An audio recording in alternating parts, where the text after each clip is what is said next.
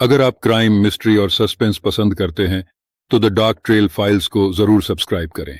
Bell icon दबाना मत भूलना ताकि अगली रहस्यमयी कहानी आपसे मिस न हो।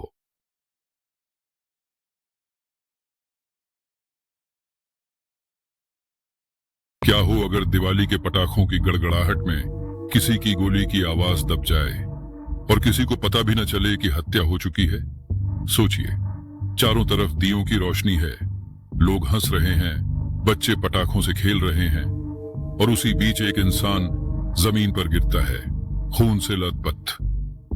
सबको लगता है यह भी त्योहार की चहल पहल का हिस्सा है, लेकिन असल में किसी की जिंदगी हमेशा के लिए खत्म हो चुकी है। दिवाली की रात थी। शहर की हर गली रोशनी से जगमगा रही थी। बच्चे पटाखे जला रहे थे, बड़े बुजुर्ग दियों की कतार सजाने में लगे थे और माहौल खुशियों से भरा हुआ था।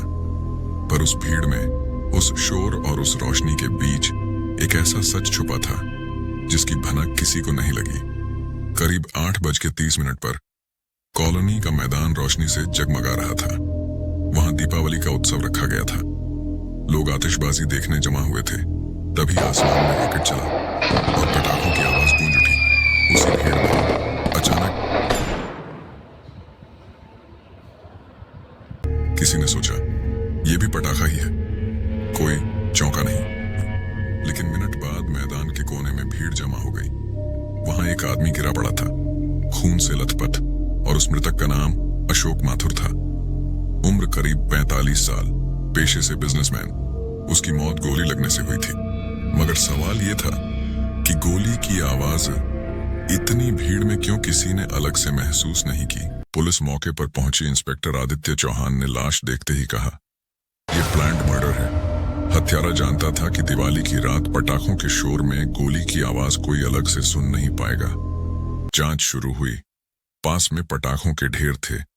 मैदान में सीसीटीवी कैमरे लगे थे, पर आतिशबाजी के धुएं से फुटेज धुंधली हो गई। गवाहों ने कहा, हमें तो बस पटाखे की आवाज लगी, किसी गोली का अंदाजा ही नहीं हुआ। आदित्य के लिए यह मामला और कठिन हो गया। जांच में सामने आया कि अशोक के दुश्मन कम नहीं थे। बिजनेस में उसके पार्टनर राकेश से अनबन थी। कॉलोनी का सिक्योरिटी गार्ड धीरज दिवाली से पहले ही उसका झगड़ा होते देखा था। और सबसे बड़ा शक उसकी अपनी पत्नी किरण माथुर पर था, क्योंकि अशोक का किसी दूसरी औरत से संबंध होने की चर्चा थी।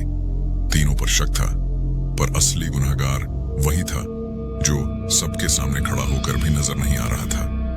आदित्य ने सोचा, कातिल वही है जो भीड़ में मौजूद था और जिसने पटाखों का शोर अपने लिए ढाल बना ली। सीसीटीवी की धुंधली फुटेज बार बार देखी गई। अचानक एक फ्रेम में दिखा, भीड़ में खड़ा एक आदमी कानों में ईयर प्लग लगाए था। आदित्य चौंका। आतिशबाजी का मजा लेने कोई कान बंद करेगा? नहीं, ये तो तभी करेगा जब उसे असली गोली की आवाज पता हो। उस आदमी को पकड़कर पूछताछ हुई। वो और कोई नहीं बल्कि राकेश था, अशोक का बिजनेस पार्टनर। राकेश को पकड़कर पुलिस स्टेशन लाया गया। इंस्पेक्टर आदित्य चौहान ने सख्त नजर डालते हुए कहा, राकेश, दिवाली के पटाखों का शोर तुम्हारे लिए सुरक्षा कवच था, है ना? तुम जानते थे कोई गोली की आवाज पहचान ही नहीं पाएगा। राकेश ने पहले हंसते हुए जवाब दिया, सर, ये सिर्फ शक है आपका, कोई सबूत है आपके पास? आदित्य ने टेबल पर एक लैपटॉप रखा। स्क्रीन पर वही फुटेज चल रही थी, धुंधली रोशनी, पटाखों का धुआं और उसी बीच राकेश के हाथ में चमकती पिस्तौल की झलक। राकेश का चेहरा पीला पड़ गया। ये तो एडिटेड भी हो सकता है, उसने झूठा तर्क दिया। आदित्य मुस्कुराया, सिर्फ यही नहीं, तुम्हारी शर्ट पर जो गन पाउडर मिला है वो तुम्हें बेनकाब करने के लिए काफी है। और तुम्हारे घर से मिले ईयर प्लग, दिवाली के दिन कोई कान क्यों बंद करेगा? कमरे में चुप्पी छा गई। राकेश अब टूट चुका था। कबूल ना, उसने गहरी सांस लेकर कहा, हाँ, मैंने ही अशोक को मारा। वो मेरा बिजनेस पार्टनर था, लेकिन धीरे धीरे सब मुनाफा अपने नाम करना चाहता था। मुझे बाहर निकालकर सब कुछ हड़प लेना चाहता था। मैं जानता था कि पुलिस और कोर्ट के चक्कर में सालों लग जाएंगे, इसलिए मैंने दिवाली की रात को चुना। आंखों में पागलपन झलक रहा था। भीड़, शोर, रोशनी, किसी को कुछ सुनाई ही नहीं देगा। मुझे लगा ये परफेक्ट क्राइम होगा। इंस्पेक्टर आदित्य का जवाब आदित्य ने टेबल पर हाथ मारते हुए कहा, राकेश, याद रखो, परफेक्ट क्राइम जैसी कोई चीज होती ही नहीं। तुम्हें लगा पटाखों का शोर तुम्हारे गुनाह को दबा देगा, लेकिन सच चाहे जितना भी छुपे, वो हमेशा रास्ता खोज लेता है सामने आने का।